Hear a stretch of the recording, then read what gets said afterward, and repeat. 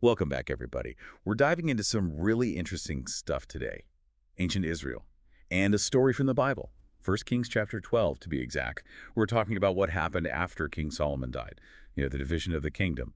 And you might be thinking, okay, ancient history, oh, what's that got to do with my life now? But stick with us, because this story is loaded with lessons about leadership, making choices, and, the consequences that come after. It never ceases to amaze me how relevant these old stories are, even thousands of years later. Right. Yeah. It's like they're speaking directly to us even today. Okay, so imagine this. Solomon, the big king, super wise, powerful. He dies. His son, Rehoboam, is next in line for the throne. See, pretty simple, yeah. Well, transitions of power, they're rarely that smooth, especially when you've got tension bubbling under the surface. Exactly. The Israelites, those led by a guy named Jeroboam, they see this as a chance, an opening, to speak up about what's been bothering them. They go to Rehoboam and basically say, look, if you lighten up a bit, ease up on the taxes, the forced labor, all that stuff from your father, we'll be happy to serve you as our king. It's a defining moment, a real test of Rehoboam's leadership, and he's not even officially king yet. So what does he do? Well, he does something smart. He asks for advice. But here's the catch. He gets advice from two very different groups. First, you've got the elders, the wise guys who worked with Solomon, his dad.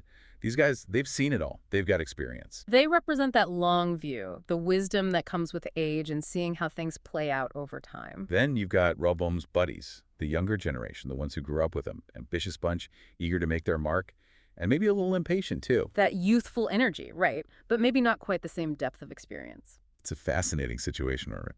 Rehoboam stuck between these two totally different perspectives. The elders, they've seen the good and bad of Solomon's reign. They say, listen to the people, show some compassion, be a servant leader. They understood that real leadership isn't about power over people, it's about serving them. Timeless advice, but it gets forgotten a lot, especially when power's involved. But the younger guys, completely different tune. They're all about projecting strength, showing dominance. Don't look weak, they tell Rehoboam. Crack down, show them who's in charge. It's that classic battle between wisdom and arrogance, thinking long-term versus going for a quick win that feeds your ego. And sadly, Rehoboam makes the choice he'll regret. He ignores the wise guys, ignores the people's cries, and decides to rule with an iron fist. His response is harsh, arrogant, and he totally misses what the Israelites need. A prime example of how pride and a lack of empathy can lead to a real disaster. And the reaction, it's quick and dramatic. 10 of the 12 tribes of Israel, feeling ignored and disrespected, say, enough is enough.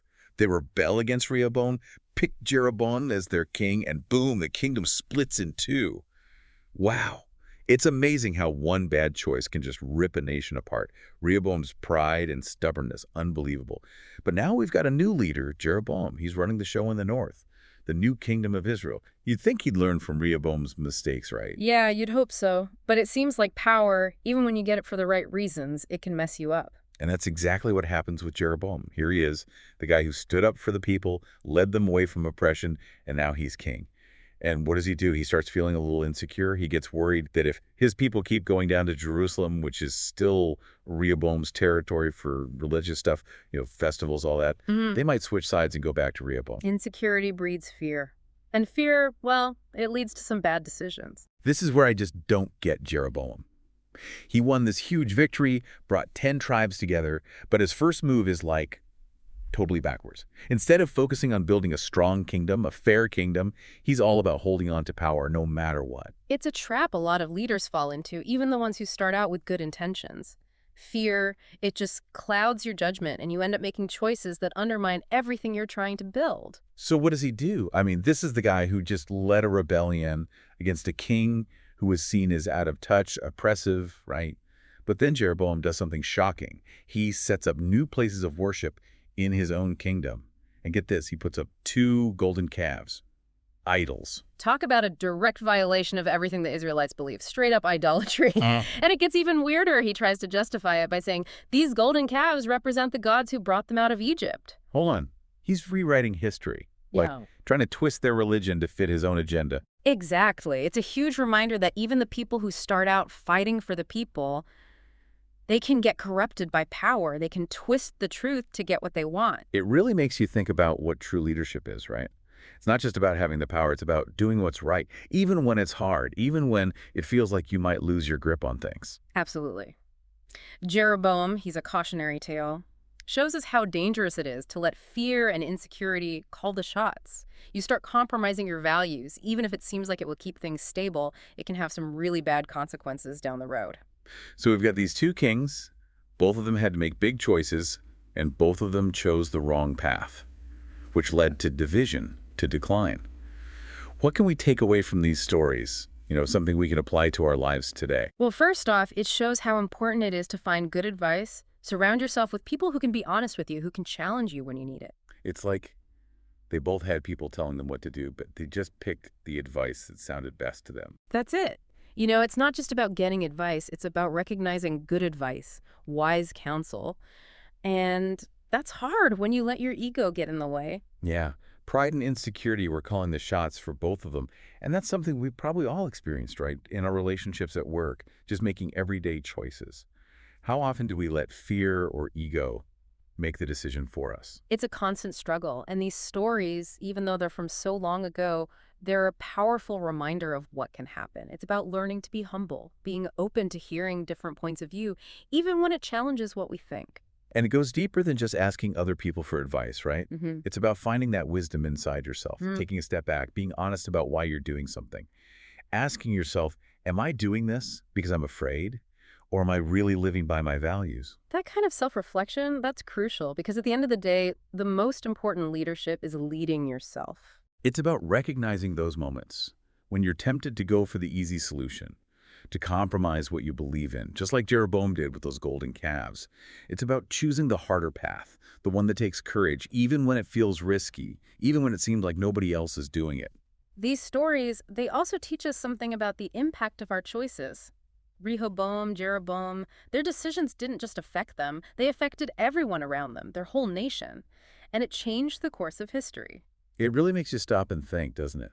The choices we're making today, even the little ones, they can ripple out and have effects we can't even imagine. It shows how connected we all are. And it reminds us to think about the well-being of others when we make decisions, not just ourselves. It can feel like a lot of pressure sometimes, like all the weight of the world is on your shoulders. It can.